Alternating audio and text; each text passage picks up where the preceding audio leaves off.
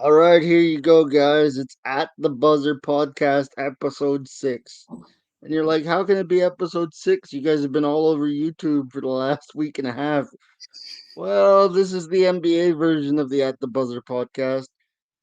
G has been missing in action for the last two Raptor rundowns, but that's okay. He's been a little busy, folks, and as you can see, we're not in any jeopardy of the podcast going anywhere. So, with that being said, I introduce my co-host, the man who never brings the golf energy. It's G. How you doing, G? I'm doing pretty freaking good today, man. I really enjoyed seeing my team win earlier.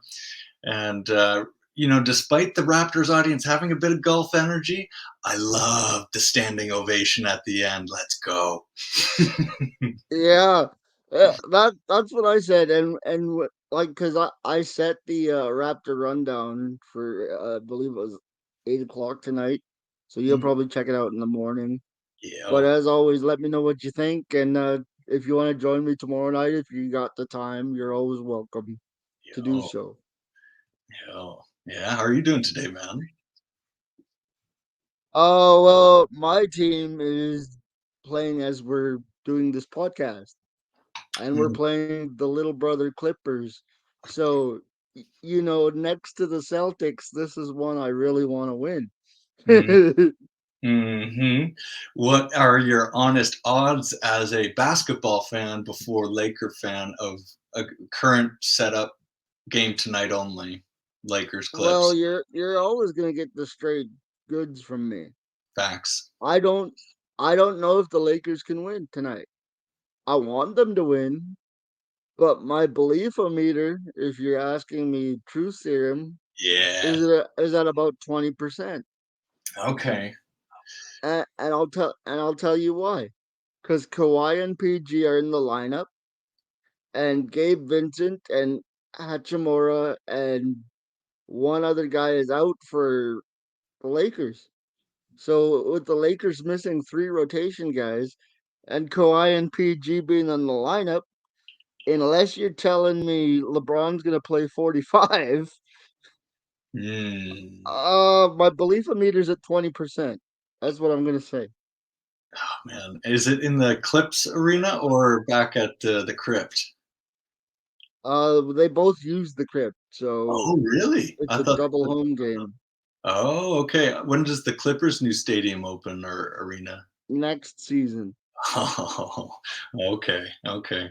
And Well, and and I'm insulted because they're invading the Lakers' old territory in Inglewood. So I'm a little insulted by that. that was probably a targeted decision in putting it there. Hey, trying to soak up some. And for you old school Laker fans, for you guys that are about my age or older, you know what I'm talking about. Hmm. The old Great Western Forum in Inglewood, California. Hey, speaking Cali right now, DeRozan is, I think, the Lakers' only shot. If you need an injection of confidence in somebody that can be a killer for Didn't you, I say that? yeah, oh yeah, I'm bringing Didn't your. I say that? This is a Mo Money receipt here. I'm talking about. Lakers need a killer on the side like DeRozan or Pascal. And they just need a third option. Yeah, yeah. They need that third option. So when somebody has a bad night, it's not gonna sink the whole team. Because Hmm. right now, if AD has a bad night or if LeBron has a bad night, uh, even if one of them has a bad night, we're sunk. And And even the other night, AD had 30 and 16, and we still lost. So you mean you don't trust D'Angelo Russell to be your I championship don't, winning third best I player? don't trust, I don't trust D'Angelo Russell as far as I can throw him, and that ain't very far. Yo, I think I would have preferred Beasley over him. The Lakers lost Beasley, and he went 6 for 9 from three tonight. Like, oof, they could have He was used. the only buck that hit anything. Yeah. How do you He feel was about the losing only him? buck that hit anything. And let's be real. When we're talking about the Raptors and Bucks, the Raps got a bit lucky tonight. they're not gonna get 66 points in the paint every night, and they're not And gonna get 50 boards. But yeah, we'll take it. oh yeah, We'll take it. we'll take it. And the only thing I'll really say on that is the biggest difference to me was our best player, Pascal Siakam. Every time he touched it, he played team ball. So every time he touched it, I was like, oh no, here it comes. He proved me wrong every single time he pitched it. He played the game every single time. And the only time he took a shot was when it was the right shot. And Uh, wow, I wow, what a I difference. I might I might push back on that a little bit. Okay. I think Scotty might be your best player. Yeah, yeah, I'm okay I with that. I'll take that pushback and say, yeah, I'm down with that. I think Scotty might be your best player. He's been the most consistent Raptor this year for sure. Man, who else can guard Giannis on one play and Dame on the next, and you're losing nothing? You know, he's as good on Dame as he is on Giannis, and he can bully anybody in the post. It's so cool to watch this guy emerge. And his evolution is hampered a bit by Pascal playing selfish the last season and beginning of this. I guess I shouldn't put it all on him, but the way that the offense was jilted usually was because of too much ball handling on Pascal and wrong shots. And that screws up Scotty's vibe a bit, and that screws up the flow. So when they were a team tonight, it showed that Scotty was, yeah, a potential Well, transcendent player. I will say one thing about this Raptors game tonight, and then we'll move on to other things because we got a lot to talk about. Um, it's going to be very difficult for the Raptors to match this performance tonight. I hate to say this in Game Five, and I should have said this in the rundown, and I didn't. So I'll say it here. This might be the best game of the Raptors season, and it's November 1st. And I don't mean it's going to be the best game to this point in the season. I mean the Raptors squad I saw tonight might be the best you get all season. Yeah, if it reverts to any of their old patterns, it shows that they're either irrelevant, like one of the worst teams in the league, or if they're playing, like if there's no hiccup in that whole synergy of your starting five and everybody's playing together, oh, it has potential to actually repeat nights like this. But I think you're right. Everything was working tonight, so we're probably not going to see that dominant of a performance, but I could see shades of it if we're playing unselfish, moving the No, ball, no, pushing it. but tonight was the most complete game you're going to see from the Raptors all year, Yeah, like the shots were just falling and the and alley. it's November 1st. You know, every Actually, team. I lied. I got one more Raptor question for you, Mm, and that is this: has tonight's performance changed your outlook on the Raptors season based on the previous 4 games that we've seen and talked about? yeah, yeah, it does. Just in the, it provided a glimmer of hope that change is possible because they kept talking about it. We're going to play unselfish this year. We're going to play unselfish this year. Didn't see it. Saw it tonight, and that is enough for hope of like, oh, change is possible. Let's see if they stick to it. All right, let's get to the other big news around the association. Mm. James Harden is a Los Angeles Clipper. By the way, what is a clipper? It's a little brother nobody pays attention to, as far as I'm concerned. Set you up for that one. Yeah. Okay, so what's I your wish first? I could clip that. I wish I could clip that into a short where you say, "What is a clipper?" and I say, "A little brother nobody cares about it." Yeah, why not cut it up after, man? I was thinking about team names today. Pelicans was what kicked it off. I was like, who? How did you settle on the Pelicans as your team name? I'm Um, sure there's something that goes with it. I'm sure there's a story that goes with it. but that But got me. like, why a pelican? Like, New Orleans is known for so many great things. Yeah, that you true. settle on the Pelicans? Yeah, that's one thing I just have no idea why it's like the only comparable is penguins in the NHL or something. It's like not a fearsome bird. It, well, at least you can work with penguins. You know, you can call your arena the Igloo, and you can have some fun with it. But what you can't?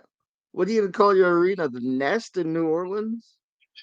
Call it the dirty beach. Like I don't have any cool associations with the pelicans whatsoever. It's like calling them the seagulls. It's like, okay. We didn't have this plan for the pod, but I'm gonna ask it anyway because that's what I do. Worst name in the association. Worst team name. I'm honestly gonna go with Clippers because I still don't know what it is. You That's can true. That's can ask true. James Harden, I guess. He might have an answer for us, but yeah. I also don't know what a pacer is. Can you tell me what a pacer is? Ooh, it's the yeah, that's one I actually don't have any clue. I was thinking the heart or thing that people put in that wouldn't be what it's referencing. Pistons, I thought was good. That was a unique name. I was like, oh, people sleep on that as like a Well, cool that name. works. Yeah, yeah, it's one of my That works. oh, got to spend some respect where respect is due. But what's your least favorite or My least favorite has to be I I I really hate to say this because I'm sure other people think it's awesome, but I just never vibed with the 76ers name. oh yeah, okay. I, I just never like I understand that there's history and tradition behind it, but also again, it's the fact that Philly's known for so many great things, right? And Yep. you landed on the 76ers.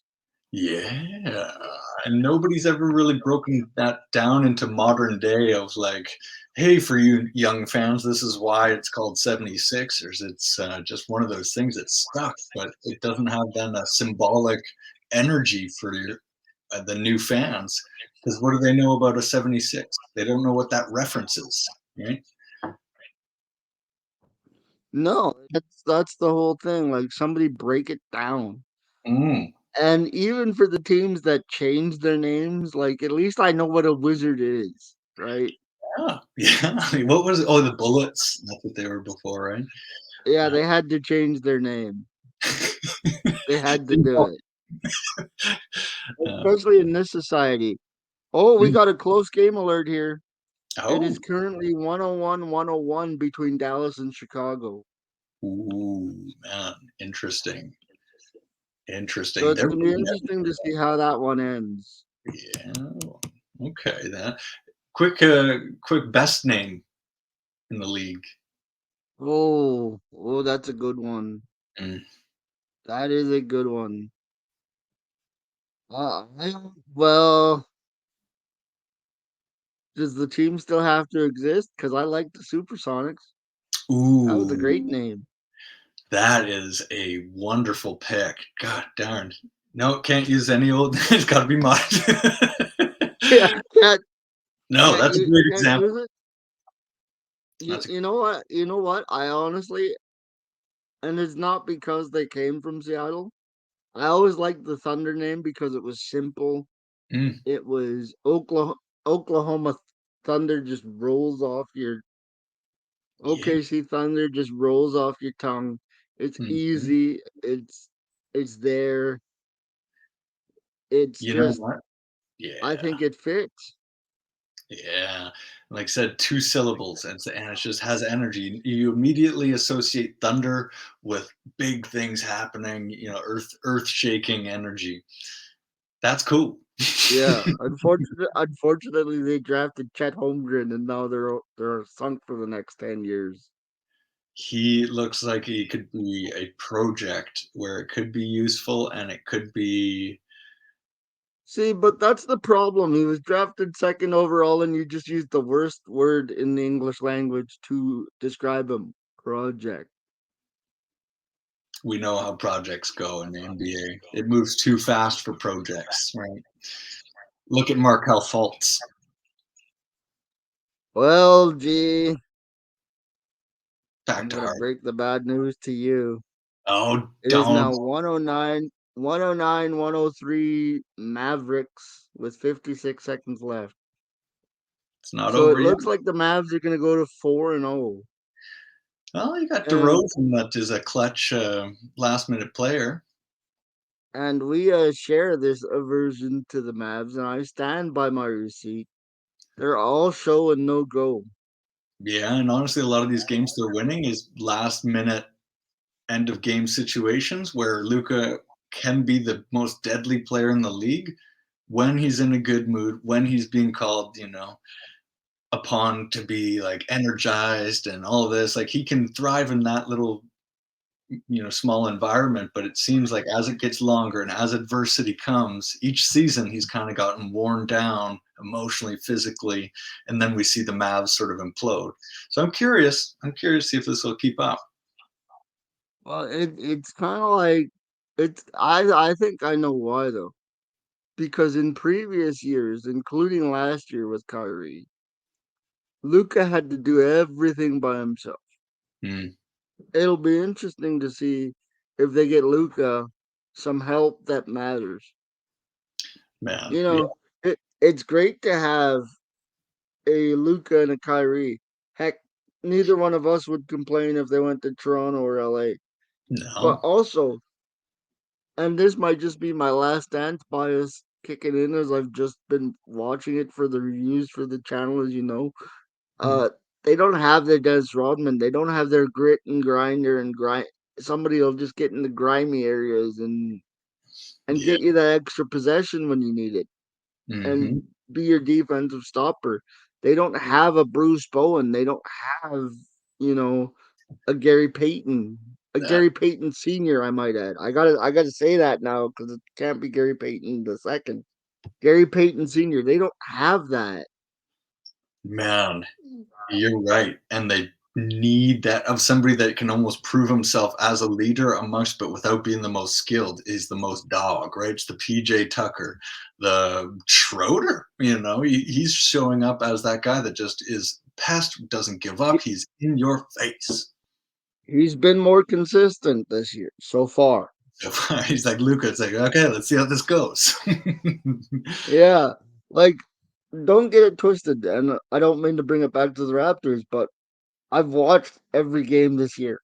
Mhm. That's how Yeah, I'm able to do the rundowns. yeah. I'm at, and here's something. This is gonna surprise a lot of people. I'm proud of Dennis Schroeder because at the end of the day, how many guys get offered $100 million and say, "I'm gonna bet on myself"? Hmm. Like that's a crazy bet on yourself. Like 100 million, you've already won. There's nowhere else to bet. And he's like, oh yes, there is. And that's that Yeah, mindset. yeah. That's that mindset. He's that dude. So, so and it's like I told you before, G. People may not think I'm that dude, but I carry myself like I'm that dude Hmm. because I believe I'm that dude. Mm, that's And the and I kind of carry that Dennis Schroeder mentality of, you yo. know, people are gonna find out that I'm that dude, and when Mhm. they find out, they'll be like, "Oh, I shouldn't have doubted him." Man, that's how everybody's probably feeling about Dennis right now. It's like, geez, he just won a gold medal and he's not slowing down, and he seems to thrive in this environment here. When Well, remember, I've seen him for 2 years, so my jury's still out on that one. yeah, that's fair. That's just a matter of time. That makes sense. Um, Like man, I like I said, I'm proud of him though because he's playing well. He seems to be playing within the system, even though the system I think is still broken. But I'm proud of him. since just Now, last two, what's the biggest difference you saw between this game and the others for the Raps? Like, did you notice like like a fundamental shift or difference in anything there, or was it just things went in the basket? no, I'm would be honest. And I put this in the Raptor rundown, which people will probably see before they see this. But Mm, what I said was in the other nights. in the other 4 nights, because let's face it, even on opening night, looking back at it with sober eyes, the Raps got lucky opening night. Yeah. Let's be real. They kind of got lucky opening night. Another cool But team, by the way, T-Wolves. but I will say this, and this is what I said on the rundown. The difference that I saw in the Raptors tonight versus the other 4 games is their put away factor. Mm. This is the first night the Raptors had a put away factor Mm. I love because they were up by 27. The Bucks cut it to 12. Boom, you're right back up to 19-21. That was it. That plateau was never breached. Hey, that 12-point plateau thing that just kind of sits there once it's under. No, Ooh, you're in a ball no. game, all right. And what did we say about the Raptors before? It Mm, was we never felt like they were a threat to come back. And tonight it felt like there was never a threat of Milwaukee coming back to tie or take the lead in this game. exactly. Exactly, man. No doubt. So what do you think about Mr. Harden? Mhm. Mr. I'm gonna cry my way out of every city in the league until they throw me out. Which Man. by the way they should. Yeah, But uh yeah. Oh, but what do you think about him being a Clipper? um, I like it. I like it just because it's one of those things he's gonna offer probably the best version of Harden that you're gonna get in this little window of time here.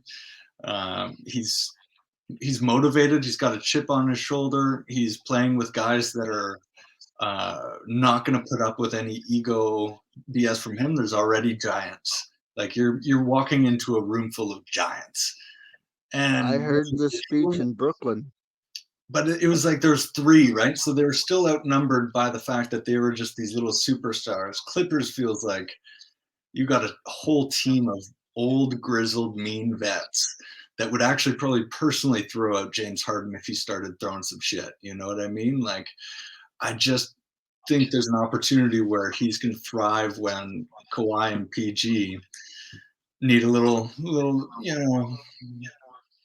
whatever they call it. He can put in your 20 and 10 and feed the beast and be a really good role player and not have to carry a team. He's lazy, so he likes to thrive on, and I don't mean that to be mean, See, really. that's the problem. You just made my whole point for me. Well, And I am to say lazy but as a complete negative, but he's a great catch and shoot, and he's great when he's got the ball. So you can use that laziness to your advantage, but it has to be in its right place. When it's in the wrong system, it's horrible. but see, here's the thing. This is what makes the podcast great. We can disagree, but we can see different perspectives. But at the end of the day, we still love the game. Mm, And here's my problem, and it's not necessarily with James Harden himself. mm. It's with the fact that PG is the point guard. He should be the distributor. Because if you're trusting James Harden or Russell Westbrook to make decisions, the wrong Russ. person's making the decisions. Well, that's the thing, And there's right? only Russ is the point guard. one basketball. Yeah. So unless they've designated PG as the distributor, I Wait, think the Clippers, and this is we have a saying in Lakerland. This is the most Clipper things the Clippers can do. but what if the Clips win it all on this one? Yeah, well, they tried it with Lob City, failed. Yeah, They no tried it doubt. with Kawhi and PG, failed. Hmm. And Tehran Lou's an overrated coach. I can't say that enough. You know who's maybe underrated right now is Russell Westbrook. Kenny Smith put that out there, Huh? and I was like, "That's a hot take that I actually kind of like." Um, I watching Westbrook, disagree wholeheartedly. take a closer look at his first few games this season. He's in again. It's like he fits this particular system with these guys, whereas on LA or the Lakers, sorry, you got to see him in the complete wrong position of that No, system. but And whose That's fault? Westbrook everywhere. What? No, you got to watch the first few of these Clippers games, man. He's got 20 and 10 No, and remember I had them on when they were playing the Trailblazers. I'm watching the game right now. By the way, the it's sample 39 to size is fucking 26 for the Clippers. like he pushes the ball as fast as anybody in the league, and he's yeah, He's there was always done that though. yeah, but that's the fact he's able to still do it at 34, and he can push it faster, and he's making decisions that are making them win. Like the Clippers are off to a great start. He's got great Yeah, numbers. but they haven't exactly played the Goliaths of the NBA. You know, they have a ton to. They've played Portland. They're playing an undermanned Lakers squad. They've played the Orlando Magic. Let's not plan the ticker tape parade down Hollywood Boulevard for the Clippers just yet. And it's not based on just that, though. It's based on the collective player success of those guys. Like, if those dudes are all healthy playing like those dudes and they play together, that's a chip. Let Like, let's see him do it against Milwaukee. Let's see him do it against Philly. Let's see him do it against somebody, anybody. oh yeah, I would love to see it play out and stuff. But I think the potential is strong, and the odds are looking really good for them to be that team. I'll be waiting to see if it comes to fruition. But there's something about the level of Mm, like this is probably our last season or two here, fellas. We're all on the same team now. We're all healthy enough. How about we just do it? And it seems like they're all kind of signing that page. Like, all right, you put your name. You're like, okay, this is the year we'll actually do it. And that's a scary proposition for the league because Milwaukee's been exposed, tons of vulnerabilities. Philadelphia's been exposed, tons of vulnerabilities. You know, there's not a lot of depth on a lot of these competitive teams. And then you look at the Clippers roster and they're like a thick eight. Again, we'll see if it implodes by game 4 or The game 40 or whatever. But uh, the right the now, it's, Clippers will implode. The Clippers will implode in the second round of the playoffs. that's, yeah. If they get that No, far healthy, November November 1st, 2023. Second round of the playoffs. Clippers losing 6, and I don't even know who they're playing. ooh, T Wolves. T Wolves won't even get there. Yeah, I don't know. I don't know. They've got enough Edwards there to probably take them pretty far. He's got some goods. Uh, You oh, think so, eh? I think he's a little underrated too. He's on a small franchise team, but he's a ton of fun to watch, and he's got a high shooting percentage for a guard that's that athletic. You know, It's not him I'm worried about though. It's the rest of the team. See, that's what the does Shaq thing. always You say? reach You all the got me. You got me, baby. You don't need G, nothing else. That's what Shaq says. You know, he's that dude. He's like, I don't care G, who else I got.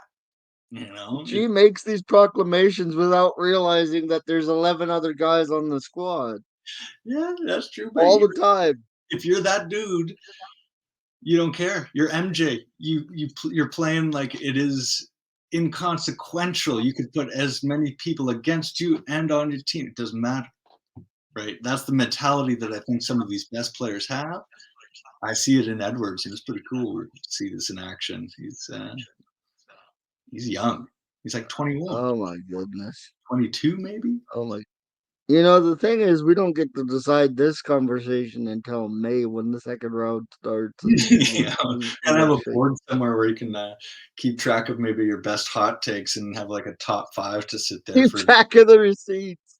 You By know, the way, in the comments, if you remember these picks, please drop them in the future comments of our new videos. let me throw this one at you. Top 3 hot takes that you want to be able to show a receipt, better or worse, at the end of either say regular season or playoffs, but 2 or 3 big takes that you'd be really proud to stand behind or ready to eat crow if it goes the other way.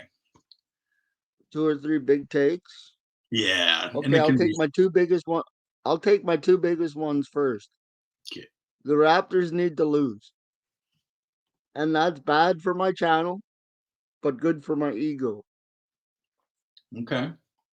Okay. because the more Raptor rundowns I can produce, the more people are gonna watch. That's just how it is. Okay. So you're saying in do you predict that happening, or do you think that's just what is in their best interest? No, I predict that will happen. Okay. I stand by what I said in that Portland Trailblazer video.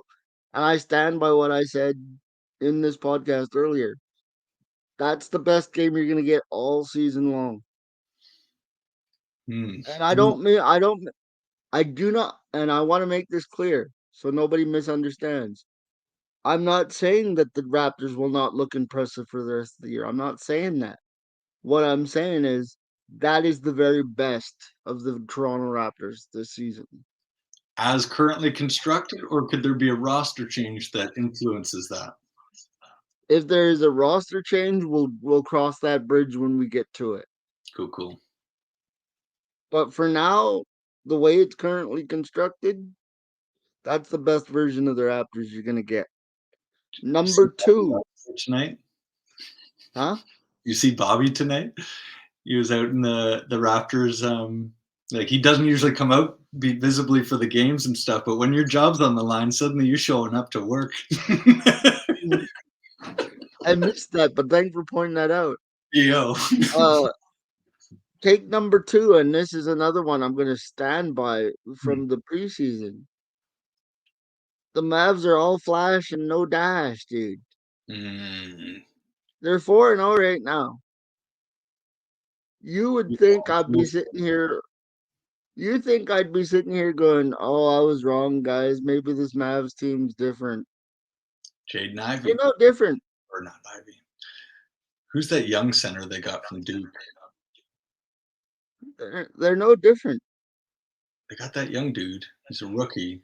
He's a nice pick, but yeah, they're not different in the sense of You know why? Because organizationally at the top, the brain trusts are still the same. mm. Guess who's fifth in the Atlantic for both their franchises? MLSE. Yeah, the Leafs are having a tough go of it too, aren't they? Their record's fine, but their division is strong too, so they're at the very bottom. But that's how it goes, and I'm always proudest of the Raptors and the Lakers when they win games they're not supposed to. Mm, Like the Raptors weren't supposed to win tonight. The mhm. Lakers aren't supposed to win tonight. I don't think the Lakers are going to win because they're down 14 right now. Because I got the game on without the sound because I like to keep track of my boys. Is Harden playing? But, huh? Is Harden playing? No, he's out too Yeah, it's pretty because quick he just got turnaround. there. By the Yeah, way, James Harden's going to be the thumbnail for this podcast.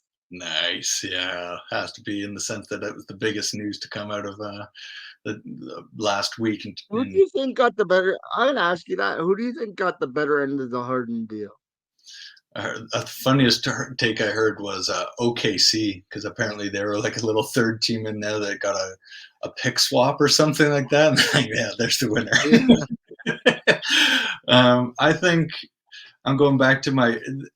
It feels like I'm going against every instinct I have when I say this, but I think the Clippers are going all in now, and it's like, yeah, you can't turn back now. You've put all your chips into these old dudes, but if they like each other and they play together and they are willing to trust each other, all that good stuff, I like it for the Clippers. Because best part about it, PJ Tucker, man, you took a guy that is everything James Harden isn't, and you paired him with James Harden. It's like, that's nice. That's nice.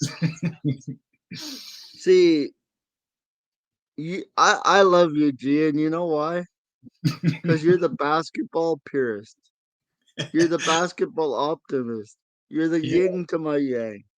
yo, it Because you keeps. know what I look at? You know what I look at when I see the Clippers? Mm. I see their 50 years of futility. And I see that the Clippers, and hear me out on this because this is not just a biased Laker take. Mm. I see that the Clippers are always the team that can't get out of their own way.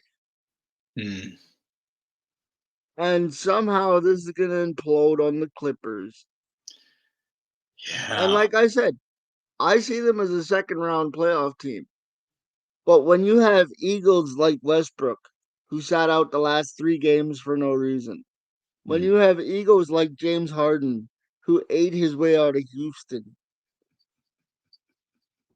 when you have egos like PG 13, who gave himself his own nickname, these are all things that have happened.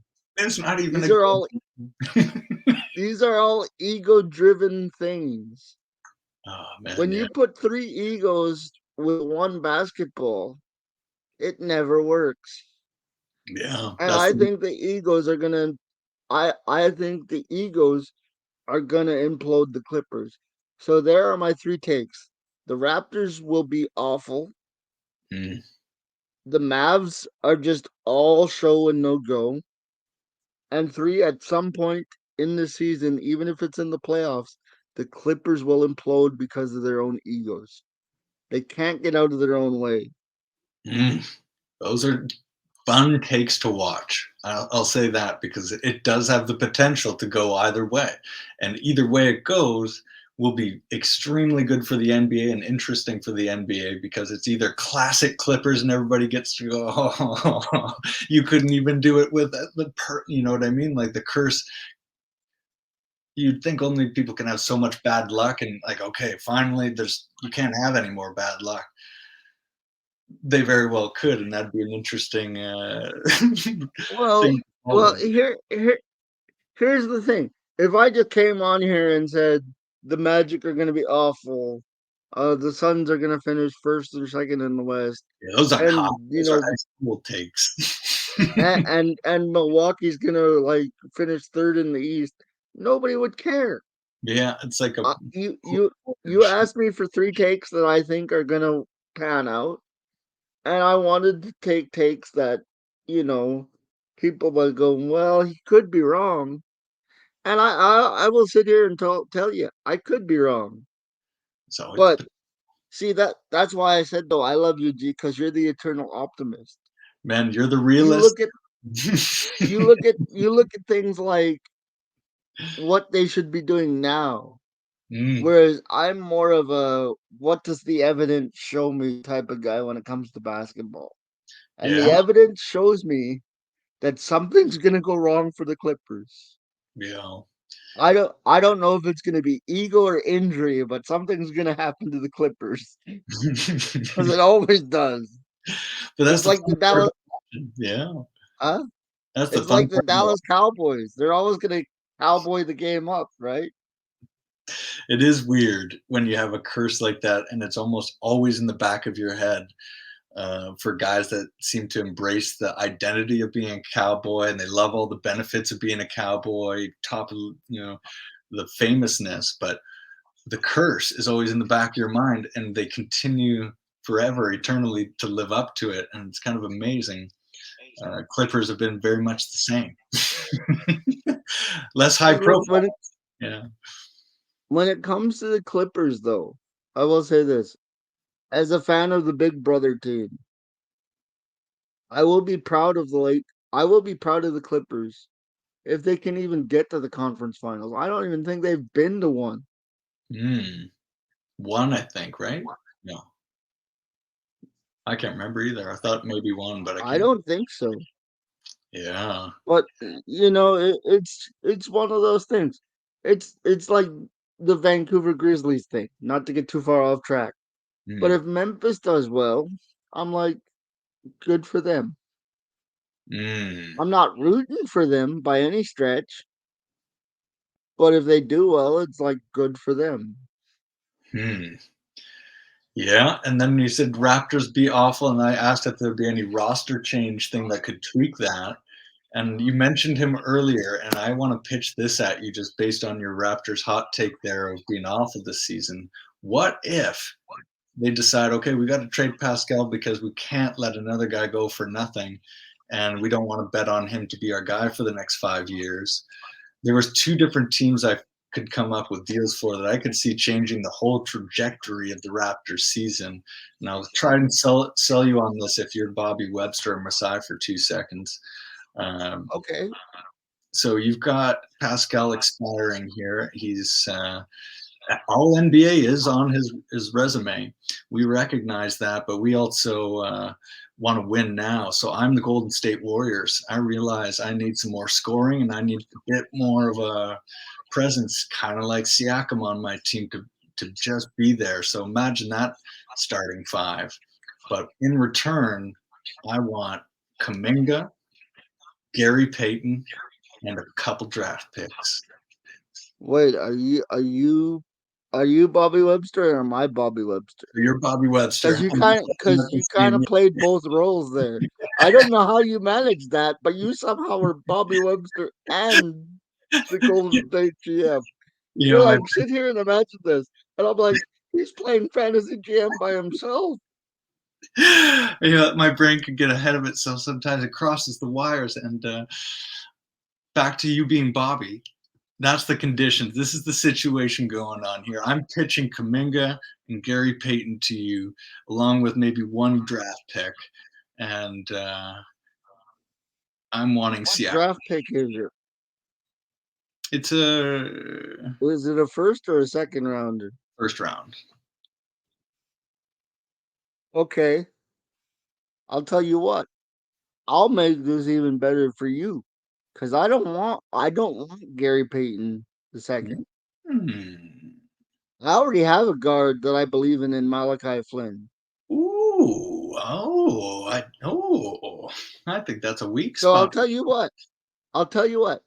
Give me Kaminga as a big man, a first and a second, so I get another draft pick to add to my capital, and it'll be a second rounder, so you won't lose too much. I'll take Kaminga a first and a second, and you can have an expiring Pascal for your championship run.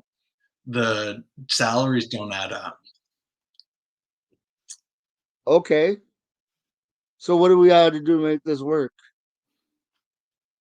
Gary Payton. Oh, I don't want Gary Payton. I know there's a dual-edged sword to him that if he's playing to his perfect maximum potential and stuff, he can be great. See, But but if he does a Dennis Rodman on me, I can't rely on him for a month. and that's why the Warriors are kind of like I'm right now thinking I need a team of mature dudes that are going to support Steph. Um, Okay, so if that's the case, then you went for the wrong guy. yeah, If you want a mature, if you want a mature guy, you got to be talking about OG Anunoby. You picked the wrong guy. let's flip that. Let's say if I'm going after OG, oof, that makes things complicated. But yeah, no, that makes. I was thinking more, I guess, scoring for Golden State because when Steph's not dominating, I still haven't seen anything from Clay that says he No, can. but if Pascal's hogging the ball, it ruins the whole Golden State system because they're all about sharing the ball. So Yeah, instantly you went after the wrong dude. yeah. See, if I was Golden State, I'm calling about OG Anunoby. I'm not calling about Pascal Siakam. Okay, would you do that if you're Toronto? Again, an expiring contract. Offered the same thing, Kuminga, Gary Payton in the first round. I probably would, because then I'm gonna try and flip Gary Payton somewhere for something. Yeah, or put him in scrimmage and see how he does up against Malachi. Well, here's the thing. It's not even Malachi. I think that the Raptors are kind of set at the guard position. I like what I've seen from Grady Dick and Malachi Flynn and Really? Dennis Schroeder. So where am I going to put Gary Payton? It's not a Well, matter that's of not liking the, it's I not don't a like matter of seeing. not liking the player. It's a So matter of where am I going to put him? yeah, that's where I was like, I need to get rid of Flynn when I was in the Raptor seat because I've seen him every time it switched to that second unit and he turned the ball over 4 times in the space of 5 minutes. The game's over almost. Like he struggles a lot, and even when the pressure was off and they put in the Milwaukee bench squad, he still got eaten alive twice before even just getting across half court. It was like a couple embarrassing turnovers where even my mom, who doesn't know basketball, was just like, "Ooh, that one looked rough." Like when the guy stole it from him and just slammed it on an open dunk. It's like, dude. See, but but the Raptors have the same problem as the Lakers, and that's just they're a bunch of dudes.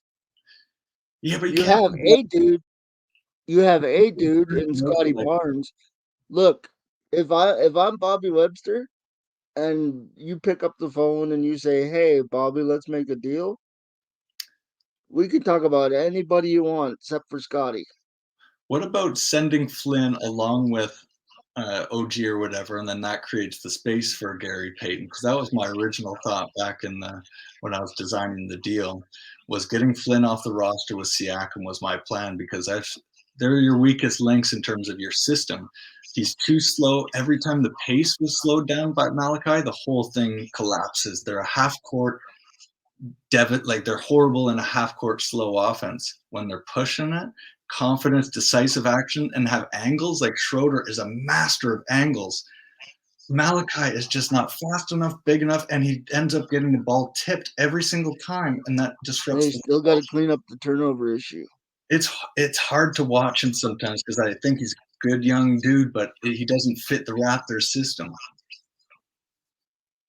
Uh, I don't know what to tell you That's fair. because That's fair. The other one was getting Jeremy Grant straight up for Pascal. So you're changing an expiring contract for a 5-year mature player that you can end up deciding what you want to do with, but maybe you can make a deal somewhere in there so you don't lose on nothing. I'd want a second round pick attached to that. Okay, I'm open to that for sure. I think that's Uh, Brogdon was my other thought again, trying to fill that backup point guard position. and the reason I would say I want a second round pick attached to Jeremy Grant is because then I'm in bonus land, right? As a Mm, GM, because if I decide to keep him, I have a second round pick anyways. If I mm, decide to deal him, I probably get another first from somebody else. mm. That's true. So if you're Toronto, you're saying I'll send you Pascal straight up, and then you're getting a Grant and a second rounder. Yeah. What if I came back with a Grant and a Brogdon? So some big salaries, but I'm offering guys that are at least signed to multiple years and fill roles that you need. But I want Pascal and OG. I'll Oh, have that pick still. You can have that pick still, I can still keep that second round pick. I'd probably do that deal. right? You have to do that deal. And not because I have to do the deal, but because if you're giving me building blocks plus a pick, it's better for the long term future. See, I'm always looking at what state the team is in. Mm, See, the Raptors, and I'm sorry, Raptor fans, you're not in win now mode. that's You're that's in. the angle. Exactly. See, if I was it, my answer'd be different if I was the other way. If I was Milwaukee and I was looking for something, my answer'd be different because I'm in a different stage of the development. I'm trying to Hmm. win now. Hmm. Yeah, and I guess it would beg the question, why is Portland doing this deal? Because that doesn't really improve them. So that probably wouldn't even happen as anything. I just liked a non-ego version of Pascal and then a killer backup point guard. Because to me, those are the two holes. But I digress. But anyway, let's talk about my least favorite thing to talk about this NBA season, but we're gonna have to talk about it a lot, Hit and it. that is the in-season tournament. Yo, yeah, let's get into this. And all 30 teams get to participate, whether you're Phoenix or Orlando. You Who can tell I'm thrilled about that. Yeah, yeah. You know what? Who was it? Spurs came back to beat the Suns last night when they're down 30. That was pretty crazy. Any given Sunday, yeah, something like that. The tournament starts this Friday on ESPN with a couple of games. What do you think about that schedule wise? I feel like the season just started. That's not in season tournament. That's like start of season tournament to me. They're dragging it out. They're only Oh, playing games on Tuesdays and Fridays. They've really? got special courts designed and everything. They're really trying to jazz this thing up. All right, so let's break it down for those that might be less familiar with it than some of the hardcore basketball fans out there. But even for the hardcores, I think it's still a bit of a mystery. We've never seen it before. Um, is it elimination, kind of like March Madness style, where it's you're paired in a No, division? they're each team is put into a bracket. There's A, B, C in the West, A, B, C in the East. And depending on which bracket you're in, that'll determine the four teams you play. The teams with the best records get buys, and the top two teams go to the quarterfinals, and so on and so forth. Huh. Okay. Okay. It's still gonna have to see it to understand it. I think when the visual thing comes up and you start I seeing. think so.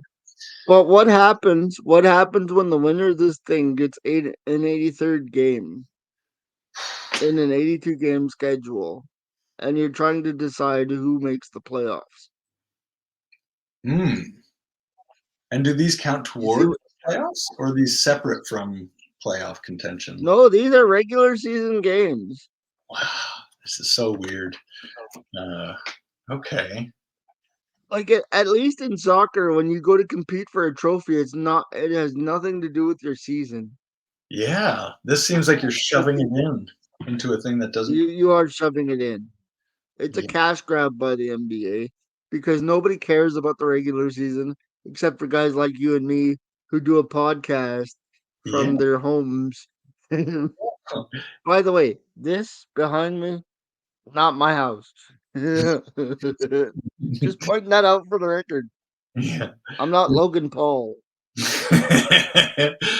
Although I feel like you probably have a more straight head on your shoulders than that dude, and get a cooler Yeah, spot. he's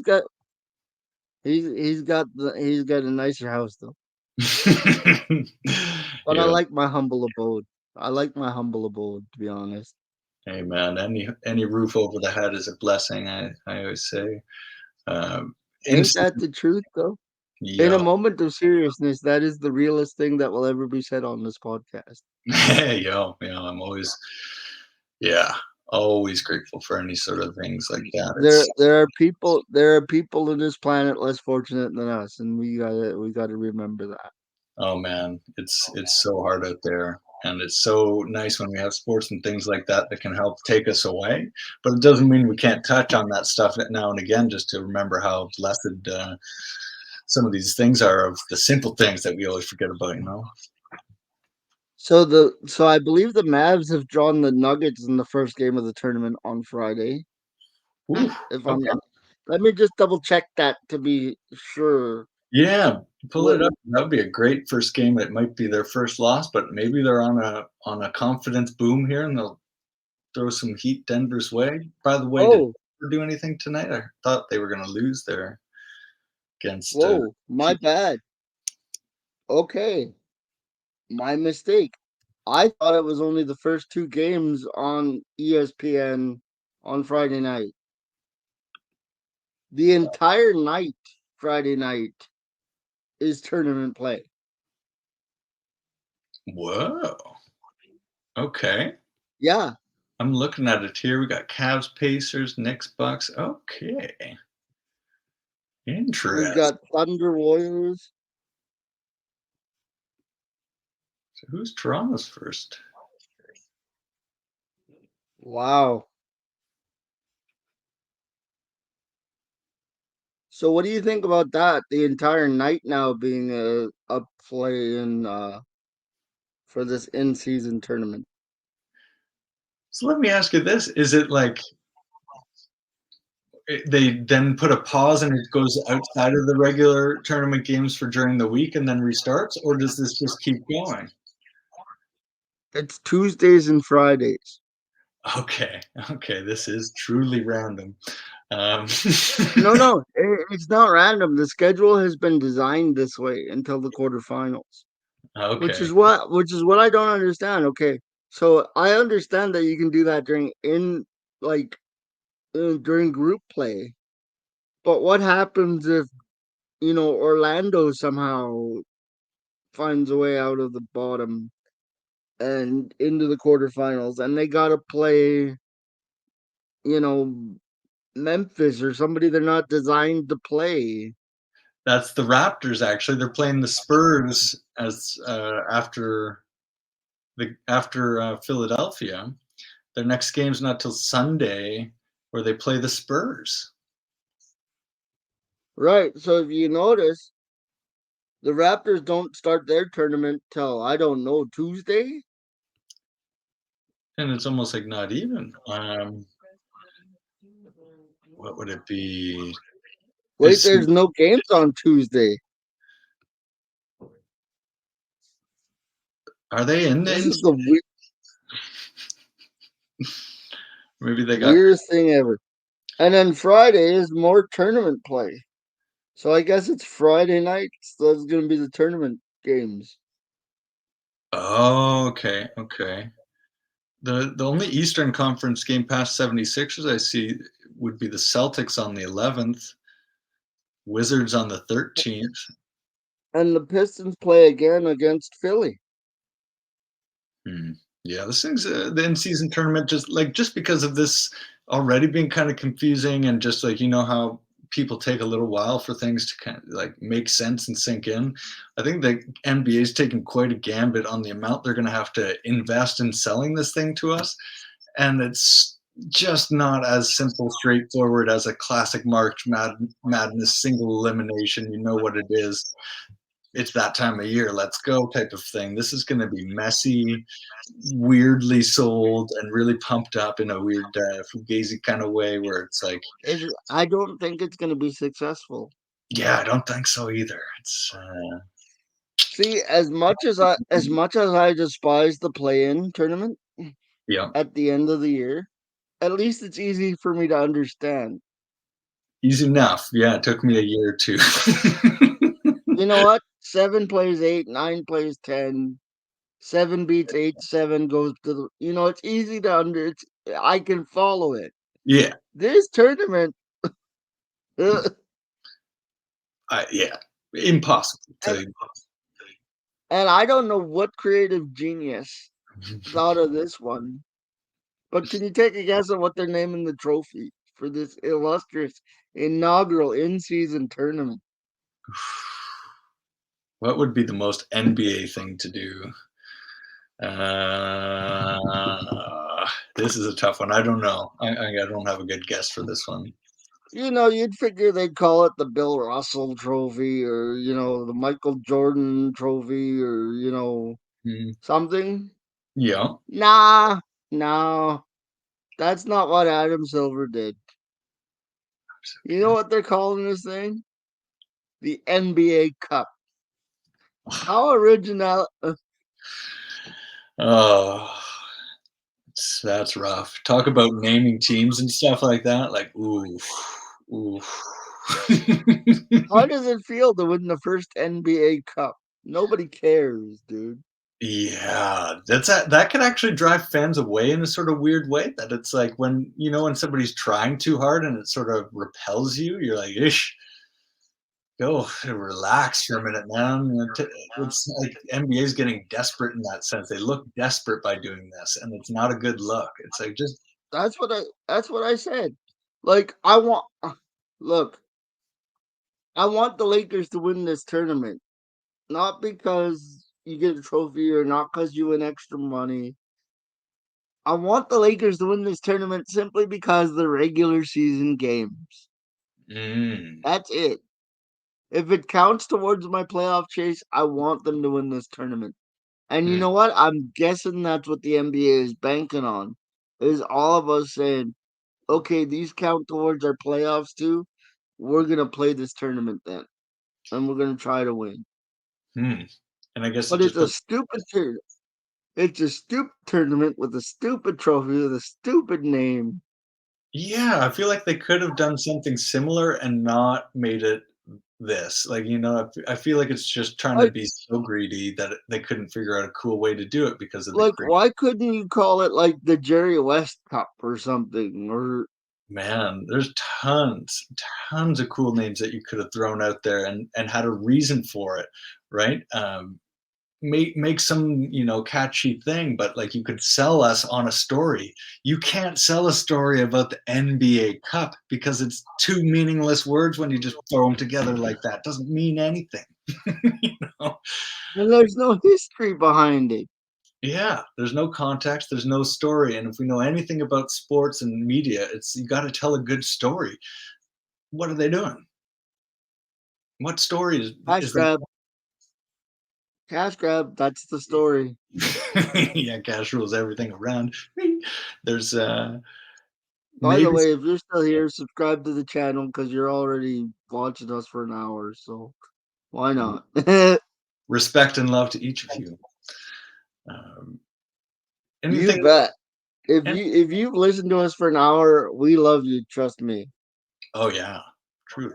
So a week and a half or a week into the season, uh, biggest surprise slash biggest letdown. um, hmm. I'll let you go first on this one if you have anything in mind, because I'm going to take a beat. Um, Okay, yeah. my biggest surprise: the San Antonio Spurs. Nice pick. Okay. Reasons? I didn't. I thought, and it had nothing to. I'm not against Wembanyama or anything. I think he's going to be a terrific talent. I just thought the Spurs as a whole had too many holes for, and they could fall off.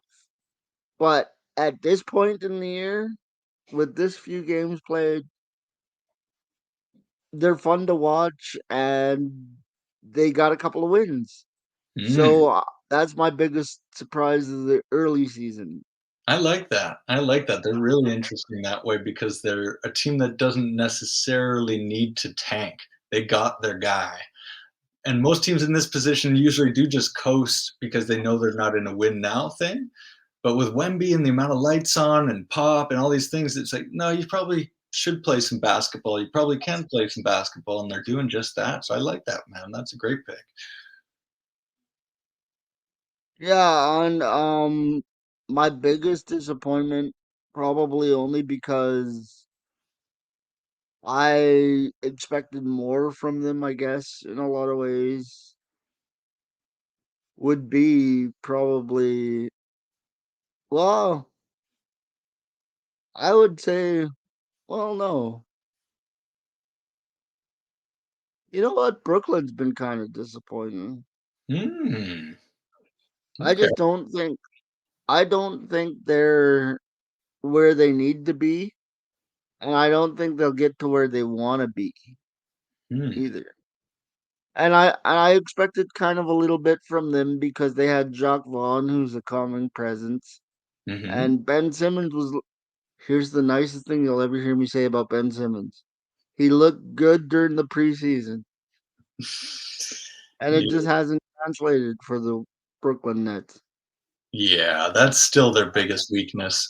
He's probably come a long way and maybe he's maturing and changing and all of that good stuff.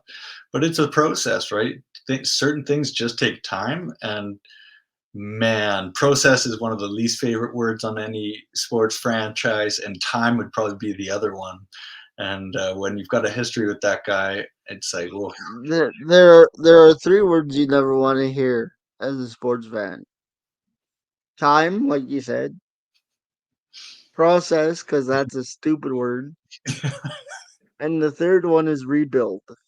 mm, yeah. Hmm. So based See, on, I understand why G tells me he wants this team to be as good as possible because we all want to be as good as possible, but it's about understanding where you are as a franchise. And Mhm. I bring it back to the Raptors because next to the Lakers, that's the team I watch the most. I'm Mm, sorry, that's just the way it is. mhm, And I bring it back to the Raptors because Raptor fans, I love you, but we gotta realize where we are. mm. So based on tonight, that wouldn't have changed your opinion any which way. That was just a perfect shooting night. No, it was just everything came together. Yeah, And that's fair. and like I said, and you'll notice I perked up in the rundown when you watch it later. Yeah, I perked up because I want to see this team be successful. Like, yeah. what do I always say when I make a pick that I'm like, I don't want to say this, but this is what I believe. I want to be wrong. Hmm. Go Man, and prove me wrong, boys. to me, it's so easy to see which way it's going to go. If Pascal decides he's the only one that should take shots, if other guys miss, it's back to square zero, blow it up. But if he See, he's recognizes, the opposite. you He's know, the opposite of LeBron mm, because he'll take the shot when he doesn't need to take the shot. mm, LeBron will not take the shot even if he should take the shot. mm, yeah, maybe pair them together. uh, It's weird. But no, that's the thing. I perked up when because the Raptors played so well tonight, and it you'll was notice that impressive. in the run, and you'll notice that in the rundown.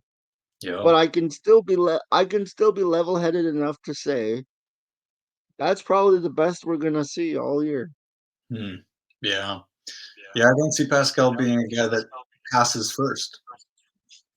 He did that tonight, and we won by 25. You could see it in his That eyes. that's smart aggressive, and then there's just bad aggressive, Mhm. and Um, he's not the only one that does it. no, yeah. And I have more grace. I have more grace for Grady Dick because he's a rookie and he's Mhm, gonna make his mistakes. mhm. But when I you're leading, understand that going in. yeah. But the problem is even the Raptors are starting to play the rookies more because they understand we're not going anywhere. Mhm. Yeah. I think the Raptor I think the Raptors are playing the rookies because they understand this is a rebuild year. Which Mhm, is why when it comes to the trade deadline, I don't expect to see Gary Trent Jr. I don't expect to see OG Anunoby. I don't expect to see Pascal Siakam on this team. mm. And Interesting. it's not tanking if your team's just bad. That's Like the only way. I I hate when people are like, "Oh, they're tanking." After after the deadline, it's not tanking. Those guys aren't on your team anymore. You Mm, couldn't play them if you wanted to. man. I heard, Philly has now 60 million in cap space after that trade. So that's probably the strongest piece of theirs in that whole deal. But man, the ability to have that cap space and be as strong as they are, and you compare that to what Toronto is. And Brian Windhorst just said this in passing on his podcast. He goes, "Well, Pascal will be a free agent. They could be looking at him because nobody lets free agents walk like the Raptors." Well, if that's the case though, why wouldn't you, if you're Daryl Morey, pick up the phone now? Institutional stubbornness, I guess, is what you'd call it, or like for the organizational stubbornness of Masai and stuff. He thinks Pascal can be MVP, and he's gonna. I have no doubt that he could be. Uh, I have no doubt that he could be. But like I said, that's you're my balancing factor. Hmm, Because sometimes I go too far down the what has history taught me road. hmm, But at the same time, I kind of balance you out because you go down the too far down the I'm optimistic road. So facts. we make a good pair that way. It's true, But man. I'm telling you, Pascal might be the MVP one day. Hmm, But it won't be for this Raptor team and it won't be this year. hmm, And we yeah. can't let him go because we think he might be. We have to deal him for what he is. And I don't think he'll have it in him. Like Masai is almost, I think, too identified with this project. Another time we can use this word because Pascal's pulled off the freaking like courts of Africa and then put on a college team and then into the NBA. It's the dream story for Masai. it's the proof he can take of like there is opportunity for everybody. Look, Pascal, and so to Look, give up on that is hard. I get that. look. I would. I'll be the first in line to buy tickets to go see the Pascal Siakam story when that comes out. This is not a time to be sentimental. No doubt. This is a time to take a good long look at your organization and say, where are we? We're probably 12th in the East at best. Yeah. And And we that's have to operate like we're 12th in the East. Mhm. Like Orlando looks like way better than us right now, like overall health of franchise organization for the next 5 years. Detroit looks better for the next 5 years. It's not good to be looking like you're going to be behind those teams for the next 5 years. That's what I mean. Like it's one of those things like, okay, let me put it to you another way. Let's say let's pick a team, a random team. Let's say the Atlanta Hawks Mm, come out and they win this NBA Cup somehow. Somehow they find a way to do it. Just okay. hypothetically. Do we then vote them into the NBA championship? No, that's ridiculous. Mm-mm. Because you What do played better on a Friday night than everybody else? That's ridiculous. Yeah. What do you win for the cup? Do you just get a cup? And You get the cup and like $1 million or something like that. It's a minuscule amount of money. okay, so yeah, For, there's by NBA standards, I should say by NBA standards. Again, this house, not mine. It's just the background. yeah. And in many ways too. This house, not mine. Yeah. This background But is. I'm just saying it's hard to get up for a regular season tournament that doesn't really mean anything in the grand scheme of things. That's Mhm. just how I feel about it. I Yeah, don't know. Do you share my sentiment, or what are you thinking right now? I wish I could be a balance for the optimism on this, but this one I struggle with personally too. And my hot take for this will be a crash and burn, and they won't even do it next year because it will have such a low impact return on what they're investing. I think it'll be so bad they can't even afford it to do it next year because it'll just be a train wreck because they're putting too much into something that's not going to be visibly anything. No. And I want to know when the finals for this tournament are. I want to know when some of these like actual games are like the fact that they're doing regular season and then back to your division game cup things and then back to like just week to week is pretty It's laughable. weird. It's awful. That's the just doesn't work. It's like you're trying to do literally two things at once and hope that nobody notices. It's like, no, we're all gonna witness whatever this train wreck is of like it'll be irrelevant. And that's why I think it won't even happen next year. See, like that's what I said. I want the Lakers to win this tournament for no other reason than it's our regular season numbers, dude. Yeah, and then it's sort of like the fans that are watching regular season are going to watch anyways. You're not going to bring in that many more people to on a random Friday. No, Like, okay, no, I'm not.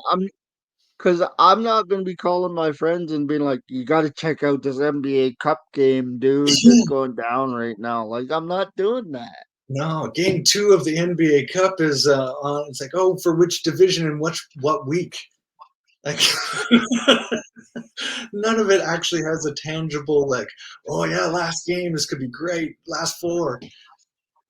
I don't know when the And next you know one. what? If there is a great game, if there, let's just say for hypothetically, there's a great game between the Warriors and the Kings. All right, I'm taking the Raptors and Lakers out of it.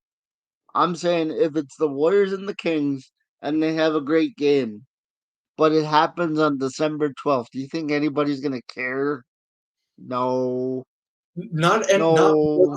regular season game. Like they'll be like, "Dope, that was a great game," just like any other regular season thing, because that's all it's gonna be. You can dress it up and call it what you want, but it's literally gonna be the exact same thing with more commercials and bigger lights. Remember, this is what I talked about with the TV show, right? They get desperate. They start adding characters. They start changing things. And Yeah, that's really what the NBA appears to be doing right now, it's is got that, changing characters and adding things. man. You know Yeah, why it works in soccer? You know why it works in soccer? Because their tournaments are separate from their seasons. yeah, because then it's an event. It's an actual event that you can phone home and be like, Friday's this game, Saturday's this game, Sunday's the finals. Should be a great weekend. It's going to be like 4 games on Friday, 6 games on Saturday, and then it's done by Sunday. It's like, or do it over 2 weekends, but then nothing in between all of them because it needs to be an event. Otherwise, it's nothing. So that's my take, Yeah, man. cause like, okay, we have these $1 million games on Fridays, but Saturdays you're just going back to your regularly scheduled program. What? And it's like, who in their right mind cares if a millionaire gets another $1 million? Are we sitting here watching the stock market and money goes up for Tesla and be like, yes, Elon got another one? It's like, Elon got another one. yeah, I don't care if Kawhi got another mill. Like, nobody does. We have no tangible relationship to that level of money. So why would we care one bit? Like, oh, they get another golden bathtub. Sick. Not saying they don't deserve money, this, and that, the other, but it doesn't offer the fan, average fan, anything other than, whoa, money. Eh, Yeah, so I hate to be the uh, downer and not have a positive take on that, but it just stands out as greedy to me and not not catering that's to. what it that's what it is because the NBA ratings are dropping Mm, despite all despite all that Charles and Kenny and Shaq are doing over on TNT. And I love those guys, trust me. They're hilarious. And if you haven't watched the halftime on TNT and you're an NBA fan, you're missing out, dude. let's just say Shaqtin' a Fool is one of the greatest comedy sketches in history. Just it's long running. It's always brought me to like a big smile. It's never failed at least one laugh. It's Unless you're JaVale McGee, who's made his career on Shaq and a Fool. they changed the name to it now. It's called Shaqtin' a Pool because Jordan Poole had about 4 of them at number 1 this week, and the one was like the 3-pointer, and then turned around to do the step, looking at the opposing team's bench, and just like clank. I don't know, man. So let me ask you this. I Go for it. I was going to pivot into a whole new thing. So finish your thought there. No, go for it. No, I was done.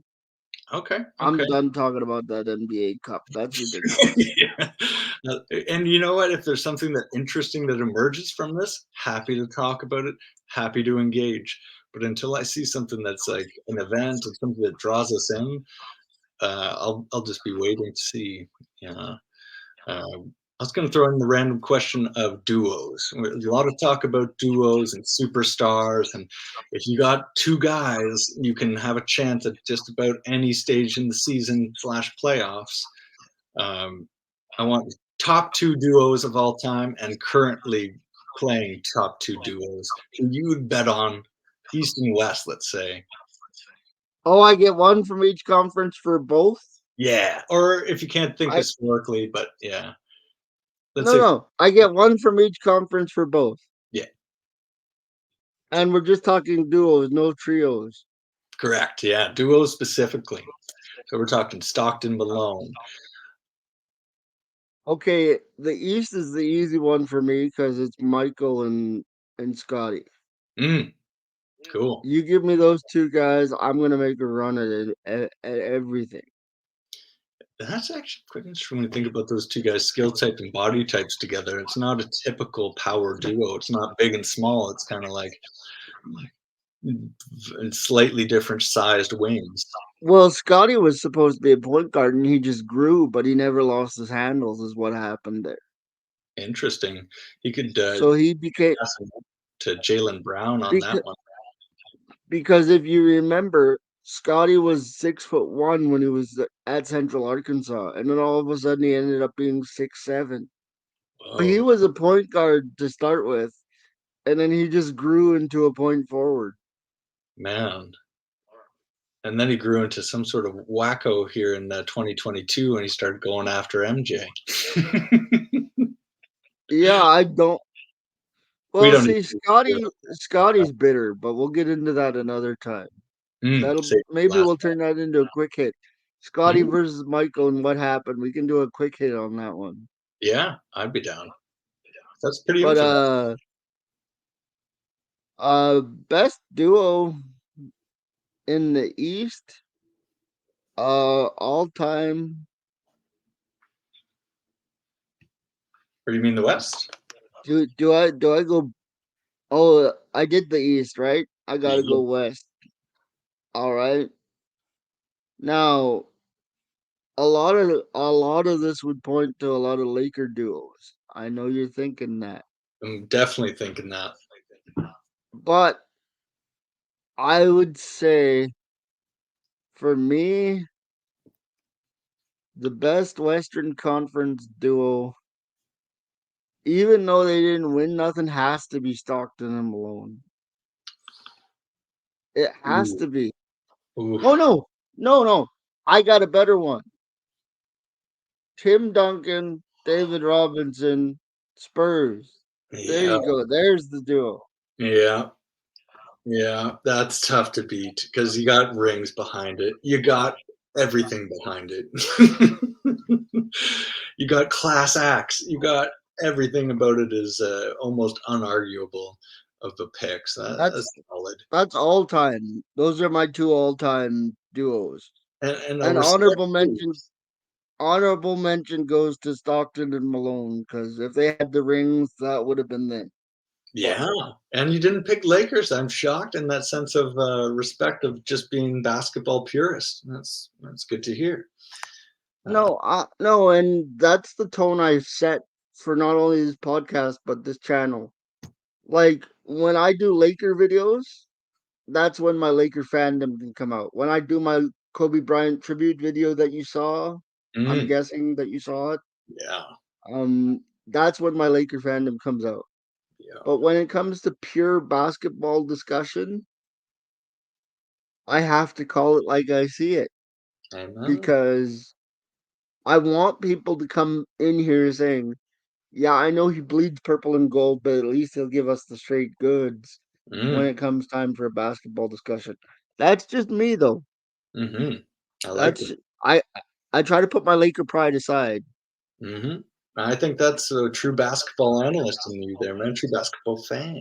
I dig. Um, modern. Who you got for your modern picks? Current day. Oh, how current is current? Like as of whatever time it is now here, Lakers down by 9 against the Clippers. We got No, no, Golden no. State. How far back does current go? Is what I'm asking. Oh, they have to be currently. Um, Like, do they have to be teammates now? yeah, yeah, Is have to that be what on we're the looking roster. at? Say again.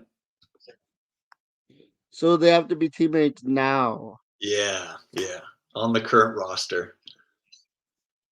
Oh, that makes it tough. Uh, That good that ones. makes it really tough.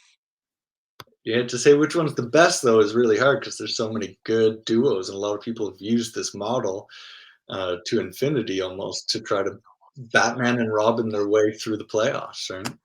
I don't know because is it most do you factor reliability into it? Do you factor in Yeah. skill level?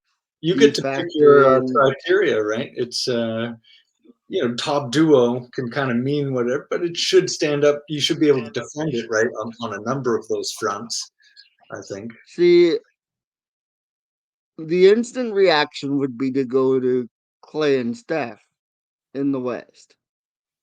But I don't I think with Clay's knees and I think with Steph's age, I think that's changed over the years. You know what? Okay, I got one. The Phoenix Suns, Kevin Durant and Devin Booker. It's funny you say that. The Phoenix Suns were going to be my all-time pick. And for the East, oh, this is a tough one because the East is kind of loaded up a bit lately. I Hmm. got to be honest with that. And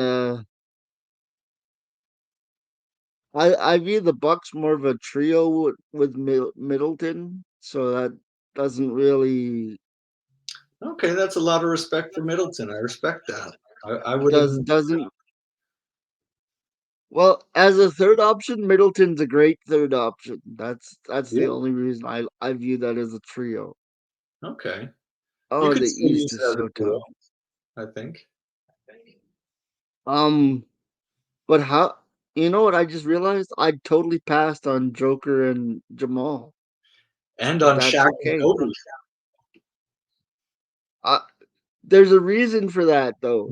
Is they were dominant. They weren't great. Is that in terms of greatest duos of all time? I look at the whole package.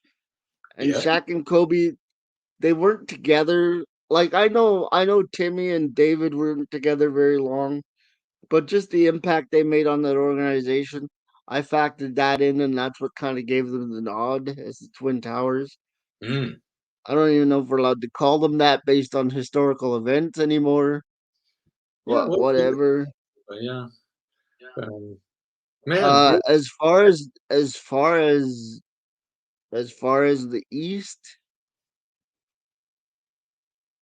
best duo would probably be, and I know they haven't accomplished nothing, but I might have to say Tatum and Brown, just based on pure skill and where they could be versus where they are. Tatum and Brown would have to get, and those are Celtics guys, so you know that's killing me. Yeah. Yeah. I think they Trojan horsed you, and they brought you in with thinking of basketball objectivity. But I'm thinking the jury's still out on Brown myself. I don't know why I'm so critical, curious, but I just haven't seen that. Maybe it's my golf energy thing against him. I just haven't seen that fire consistently. I should be reckoned with. See, I think they made the right move getting rid of Marcus Smart. I think Marcus Smart is a bit overrated. Yeah, I agree with that. But does Jalen Brown scare you if you're anybody else in the NBA? Um, when he's on, he's on. So yeah, But you also know that you can get under his skin pretty quick and cause him to turn over the ball 5, 6 times in a quarter. I could say the same thing about Russell Westbrook. Oh yeah, but I'm not putting him in my top duo. I could say the same thing about Damian Lillard. I could say the same thing about No, no, I think he's known for his turnovers in fourth quarter, whereas Dame's not known for turnovers in the fourth quarter, right? Like, yes, you could turn no it over, but you're known for it. James. Like, you have a reputation for dribbling off your foot. Nobody's turning it over. You dribbled it off your foot. Yeah, but we're learning more and more as the days go by. Dame's just as soft as the rest of them. Maybe, maybe. He's got more of a reputation as a closer than Jalen Brown, though. That's for sure. He's had more opportunities than Jalen Brown. One could say he created them by being a badass effer. Anyway, this is a Yeah. great conversation, by the way. Yo, shout out to But Pop. that would be Tatum and Brown. I Okay. think, That's not, it's a fair pick because I think a lot of people would agree skill wise that holds up as. and that's what I'm basing it on. Because if we base it on potential, it's always going to be Giannis and Dame. But I kind of took them out of the running because I have so much respect for Middleton. Because if you notice last year, when Middleton went down, that's when the Bucks really started to struggle. And even Mm, when he came back, they never really got right after that. And that's why mm, Giannis took the heat for the first round exit. mm. So I think Middleton is more important to the Bucks than most people realize. Okay. Yeah, I honestly respect that take because I'm overlooking Middleton, and I feel like that's unfair to him when he's put in the time, he's put in the effort, and he's just a quiet dude. Shouldn't mean that we overlook his impact on winning championship, you know? Well, this is my problem, and I've had this discussion with my other basketball buddies. Is they tell me I look too deep into a situation. Mm, Like I'm always looking at what are the surrounding pieces. mhm. Like for Pascal, yeah, he's not doing what he's supposed to, but I don't think his confidence level in his teammates is there. That's the big thing, and I think you're very accurate on point about that. I don't think that's going too deep. I think that's an excellent analysis, and through that, it's caused problems because he doesn't give them the chance to build them up until Yeah, tonight. but see, yeah, but see, my friend, most of my ball friends, they love the game, but they're very surface level in the way they look at the game. You know, it's for all types, right? It's one of the best things about like sports, like for football. Like I can just watch from way up there, don't have to get too into it and stuff, but I still enjoy it. And then there's people that can go deep on that stuff, and I'll like listening to it or whatever. But I couldn't talk deep on football. I got nothing on facts or No, I can talk deep about the Seahawks, but Mhm. that's because I call the games every weekend on the channel here.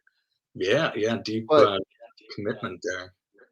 but I have a deeper appreciation for basketball, and Yeah, I swear people wouldn't know it because I don't put much basketball on the channel until this year. yeah.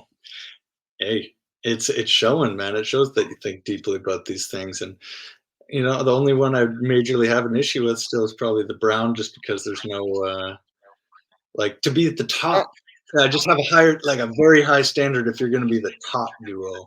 And No, see, and I'll tell you why though, because I believe that team, especially when you added Drew Holiday in to settle that tandem down, it's mm, not just the two of them anymore.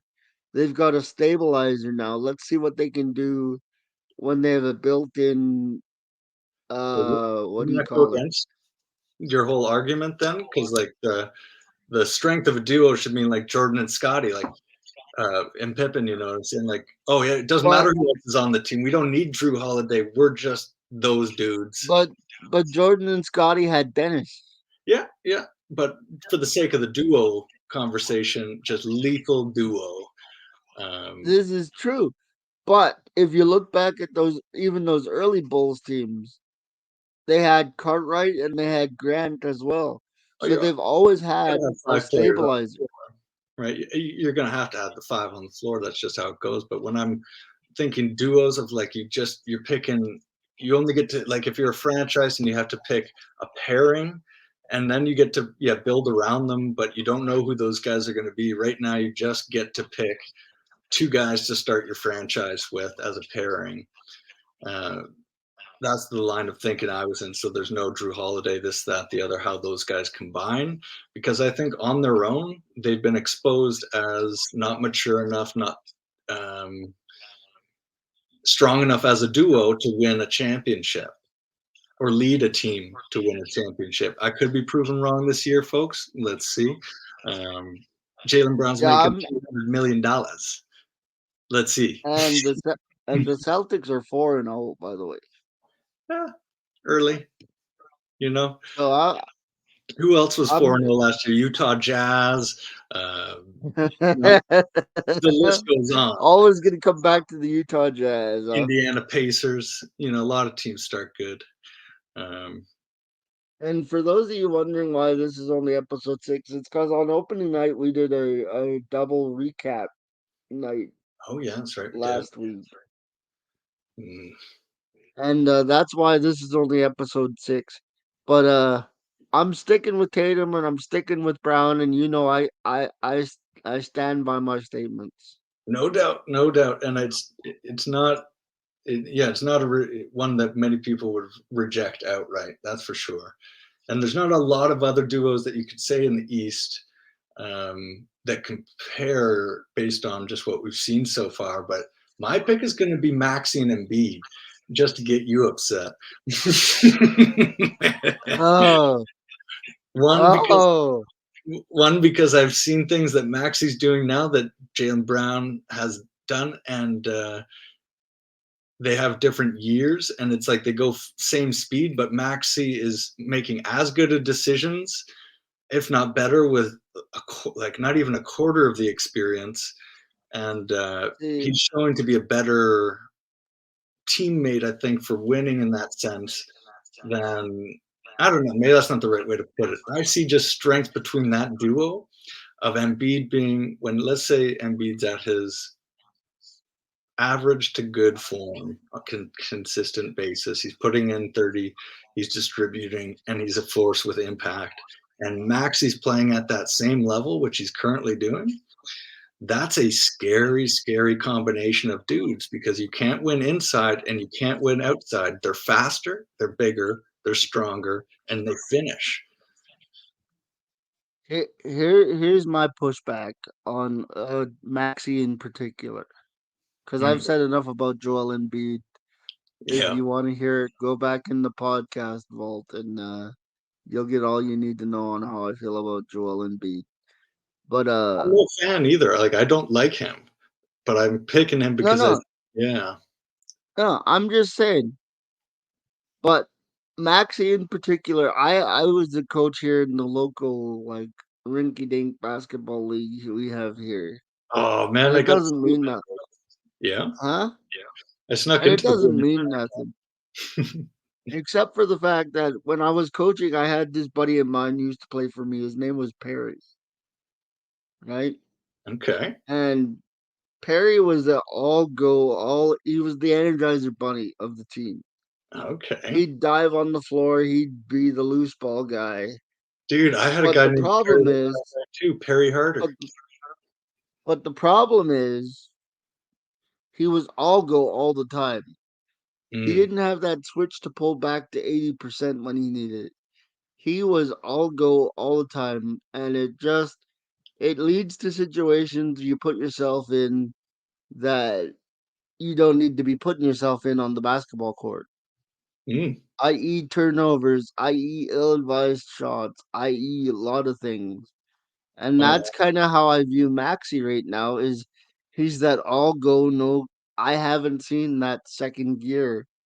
Like mm, I know he can go and I know he can be the Energizer Bunny, but that's all I see him as. mm.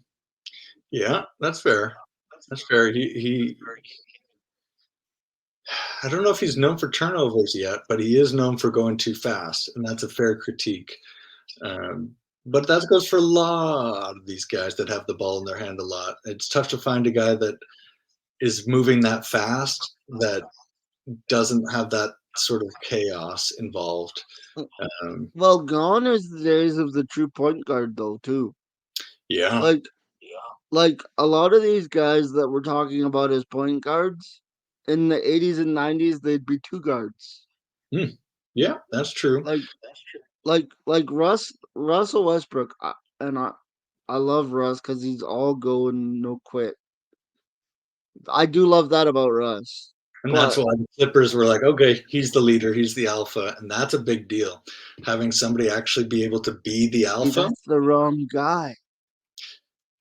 maybe, but also he's the one dude that works the hardest, and that's why I like it because you want your leader to not be the most talented, not to be the most motivating, this and that. You want him to be the biggest dog that outworks everybody every single night, whether he's winning or not, he's outworking everybody.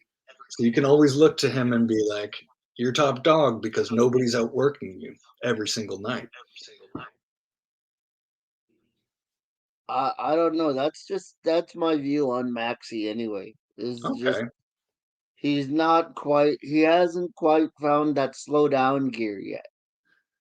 yeah, that's fair. That's fair. He needs a bit of slow mo in him, and yeah, I think we'll probably going to see those two duos in the finals. I don't know about the We Bucks. have excuse me 1 second. We have a game in Los Angeles right now. The Lakers have taken the lead 83 to 82 with 1 minute to go in the third quarter. Ooh, Oh man, two close after games. being down by 14. And 87 all with the Kings and the Warriors with 4 minutes to go in the fourth. Hold on, the Lakers have heard my pleas here, I think. At least making the game competitive. But my point being is I don't trust Maxi. And that's my He that's my doesn't have one a lot of, pushback. he doesn't have a ton of experience at the point guard position, and I think he's going to have to get more experience because certain things you need just experience. Look at What Schroeder. about your Western pick? Western pick is Jamal and Joker, 100%. Oh, you went way out on a limb for that one, didn't you? That's where I was like, let's just move on from that because clearly they're the best. That's it. That's all. The other, At least I got creative with my pick. I was creative with the Western one. I'm going to say Steve Nash and Amari Stoudemire. Just Oh, leaping. Prime Amari was good. Prime Right? Amari was good. Yeah, yeah. And Prime Nash feeding that guy was fun times. Um, so they were my West, and then East. I was trying to think of who Bird played with, but I can't even remember, so they're not on the list. But McHale and Parrish. what's that? It was Bird, McHale, and Parrish. Yeah, that's where it was like the trio thing again, right? East. That's why I took Milwaukee out. Yeah, no, it's a fair reasoning for it. I respect it actually. My Eastern Classic, since you took the Bulls already, is going to be tough here. Man, I might go to. Geez, help me out here. Who else we got for all-time duos in the East? Uh, T Mac and Vince. What about Reggie? Never liked Reggie. Not Never even liked Reggie. Okay. not even enough to put him up there. What Oh, about Houston and Ewing? it's West again, so I don't know. I'm trying to think Eastern Conference all-time duos, but I'm just blanking for right now, so I guess we'll skip over that. But gosh, Kings and Warriors, that could be an interesting finish here. 87s, interesting. Um, Man, who would you put at point guard if you could build a team right now? Who's your traditional point? Because I loved watching Dennis tonight. I thought he was a traditional point guard tonight, where it was like run the offense through me, and everything's going to be I okay. know. I don't think so. I love his. No, don't take that as a slight at Dennis because I love his will to win, I missed and the I first think part. you saw tonight was the will to win, and that wasn't necessarily from a true point guard. That was just from somebody who wanted to win a ball game. Okay. Who would I put as my point guard right now? Mm-hmm. Under the vision of what you consider point guard, because right now you could consider 90% of the league point guard, right? So under more of your That, vision, that what point guard would be. that's what I mean. If I was just going based on, well, am I looking to start a franchise? Am I looking to? Good question. I think you're looking to win now, but it's a mystery who the other four. But you're in contention. You just need a starting point guard, and you have a pick of the league. You get any pick. If I'm in contention, that makes it easier. Mm, If I'm in contention, it's Chris Paul. interesting. If you're telling me I have a squad that's capable of winning, and then you give me a floor general like CP3, Mm, I know his injury history. I'll take my chances. man, do you know what would happen against Philly with that, though? Right? Yeah, Philly would lose like they always do. Probably, but Maxi would eat Chris Paul for dinner. But if he's playing in the next round, he's got that ring, right? He's got the Yeah, ring. yeah. We'll see. And a We'll see. and a wise co-host of mine once said he's got the jewelry to back it up. I Yeah. remember that. My co-host said that. I keep receipts. I keep Well, receipts. hey, we got to keep this one then. We'll see if CP3 can even make it to the playoffs this year. We'll see. Yo, I But like. like I said though, that's where my bias comes in because I want to see him win one. Yeah, he's put in his freaking time, hasn't he? I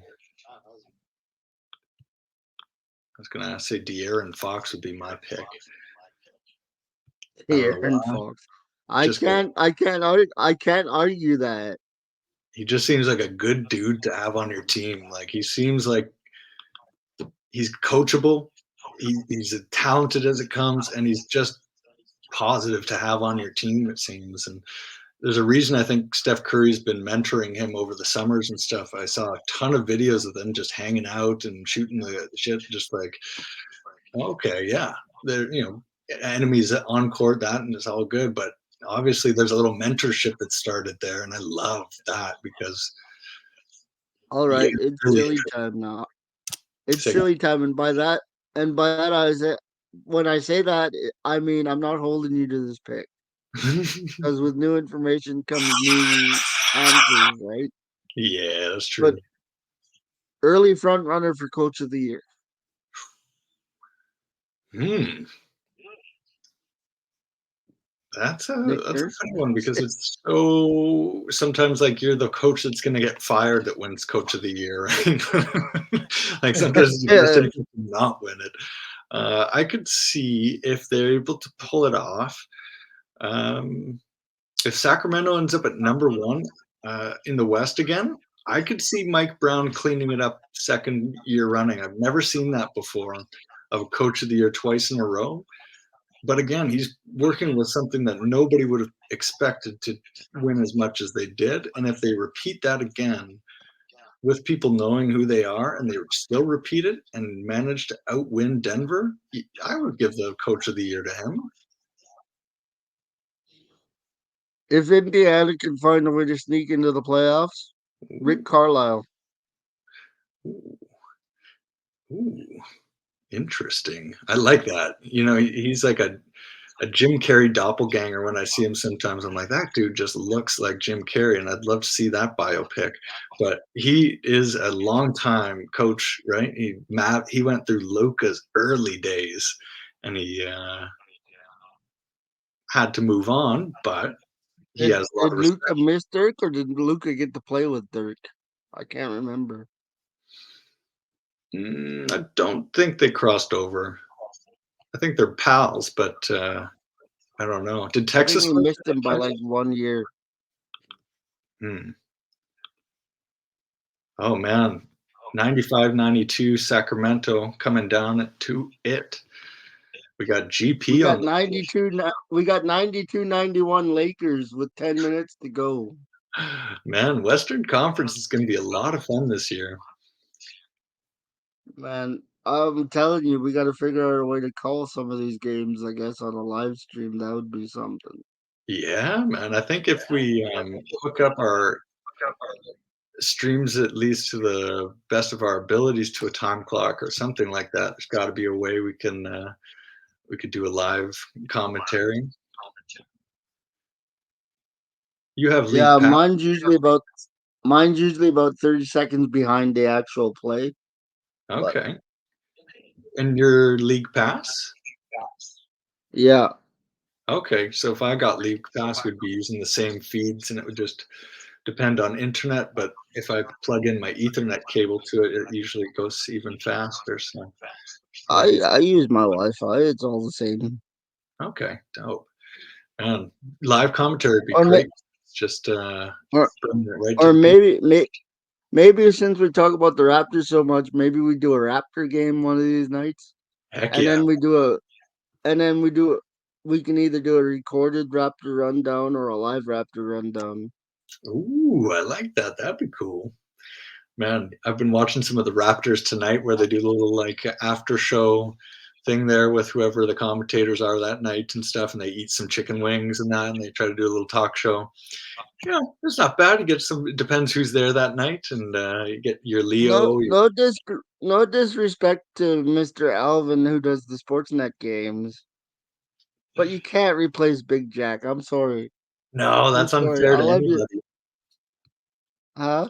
That's unfair to anybody, right? Jack is such a force. You know, he adopted by the city, and he's just a cool guy, man. I love listening to him. He's on the call tonight. Makes my night. That's Uh, right. And shout out to Jack, who should, if he's not already, be in the Hall of Fame. yo, hey, speaking of which, who's your pick for Coach of the Year? I have a second one too I, in my t- mind, but I don't want to take it in case you have it in yours. So go I ahead. told you, Rick Carlisle. All right, Rick Carlisle. Popovich was my other one. Sneaky Pop win, He could do it. right? Like, let's say He they could win do it. way more games than they're supposed to. Let's say they get into a play-in contention, Then you got to give it to him, right? right? You got it. Like the Spurs, Clippers, and Celtics are my rivals, but I'll give them their flowers. There's Yeah, nothing wrong with that. yeah, that would be so impressive with all the lights on you, and you still were able to coach methodically, maturely through your way. Oh man, that'd be impressive. Who do you think's Really, gonna win man. tonight? Kings, Warriors. This is really coming down to it. 99-98 with 40 seconds left. And we got 93, 92, 94, 93 Lakers with about 9 minutes left. So as soon as that game's done, you might want to flip over to Yeah, Lakerland over here to catch the end of this one too. big time. Has there been any standout performances that you've witnessed on either side just from glancing around? Um, PG-13's probably playing pretty good, I'd imagine. Oh yeah, Kawhi's got 28. 80 threw down a dunk a couple minutes ago. I don't know what that Really? means for him though. D'Angelo's got 20. Look at that.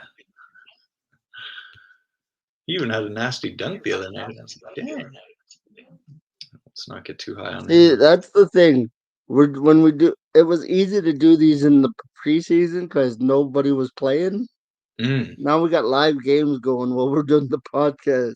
Yeah, man. It's a it's part of the whole jam of being in the season now. It's like it feels like we're all part of the big community of NBA again, and it's alive now. I forgot how big a part of my life it was. When it stops, it's kind of background here and there. I'm still watching the podcast when they come out, but it completely changes once the regular season starts, and now having a podcast to follow along with is this whole new experience. So yeah, man, I'm digging. That's the interesting thing to me is like what's the number gonna be now that the season started? That's always kind of it's gonna be a weird feeling. I'm not gonna be paying attention to the numbers or anything, but I'm Mm. just saying, what's that number gonna be? Because this is the first cast we're gonna release during the season. Oh man, that's So right. Ooh, Steph with the layup and the ooh. because we missed our season preview, remember? Yeah, that's right. Oh man. And then last night was a Hallows Eve.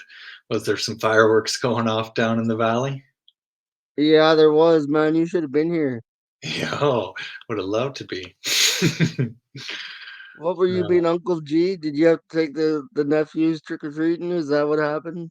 Yeah, I tried to get over there, and then they got started super early because the littlest nephew was being a little cranky and wanted to get going. So it was probably for the best. And I just finished the longest day of moving, so it was one of those. It was one of those. But oh man, Warriors just won it at .2 at home. I know when you told me you were moving, I was like, I'm gonna give you the option to do the rundown, but I know you're moving, so and then you were Yeah, like, I'm I gonna had that. I let was you like, oh, fly it'll be solo nice. on this one. I was like, it'll be fun to look forward to this. And I was, as it was going on, I was like, oh my God, I can't remember the last time I've been this tired. Um, yeah. Look, oh I'm man. actually proud of myself for all you guys that have been with me for a while, and for all you guys that have jumped on board recently. By the way, we just hit 100 subscribers. Thank you very much for that. and but as well, you guys know I've been fairly inconsistent until about 2 months ago, and thanks for that. And Mm. that's pretty much all I got there. I'm not good at speeches or anything, Hey, man, it but starts small and it keeps going, building through heart, right? It's just the little things, starting out up to the big things, man, and then you got momentum. but yeah, I was like, "Do you want to do it?" And then you're like, "No, I got to sit this one out." And then because we talk for 2 hours like we do on the podcast when we do the Raptor rundown, I was like, I better do this one too because otherwise we're gonna do 4 hours of podcasting Yeah, it and won't be, yeah. we probably wouldn't have the energy to do a Raptors rundown and then a legit podcast No, and on it gives top me of that. something to look forward to as well to watch because I really enjoyed your Raptors rundown last week. It was just, yeah, super focused and to the point on Did I some go really. too hard? No, no, I Did was I with you go the too whole thing. hard? I was with you the whole way, man. I was like, I appreciated it. If I'd seen that on Sportsnet or something, I would have been like, "That's great. That was great commentary. Like that's what we're witnessing." And call it like it is, and you can have an interesting conversation. You can't sugarcoat it. And you'll notice I give them credit tonight when they played well. So I'm being Yeah, as balanced and fair as I can be. yeah, man. And you know what? We'll see. The proof is in the pudding, as they say, and they'll keep One showing more up. question before you go. Yo, yeah, One we're more coming up question because to 2 hours. we got about 3 minutes here. Yeah. Favorite Raptor now versus favorite Raptor all time. Ooh. You know what? My favorite Raptor all time is probably Damon Stoudemire. He's the Mighty earliest memory. Mouse. Yes. What's that? Love Mighty Mouse. Yeah, dude. He's yeah. He was just a solid, inspiring figure to come into basketball watching with. There was Vince Carter was so big. He was Yeah. the reckoning of basketball for a little while there. But Stoudemire See, had the heart of a champion, and anybody that watched him knows, right? see, I'm a lunch bucket guy, so I'm gonna say JYD was my favorite I have a Raptor. JYD jersey, man. I got lots of time for him, man. I got Because lots of time. that's where my love goes for all time Raptor. Yo, I'll break that Uh, jersey out next to Raptors rundown. Number 1-3, Jay Wills. favorite current Raptor, Gary Trent Jr. That's kind Ooh, of an easy one for me. ooh. I Any like the way he reasons why? plays. I know he's kind of lost his spot in the rotation, but I like Gary Trent Jr. Okay. Is it just attitude or impact or both? Just demeanor, impact. I think he can still be a veteran leader. Mm, So that's just how I see him. yeah, I see that too. Right now, I'm loving Schroeder. I'm going to get on the Schroeder train, and as long as it goes, I'm on it. I know it's not forever, nothing is, but right now, he's my fave. All right, guys, that's all we got for you this week. We hope you enjoyed this week's edition of the At the Buzzer podcast. Mm, This has been the Mo Money Sports Network, the sports network for the sports fan. I am Mo Money. My co-host is G, and as always, until next time, may your ego come from a place that keeps you humble. I'm Mo Money. Mamba out.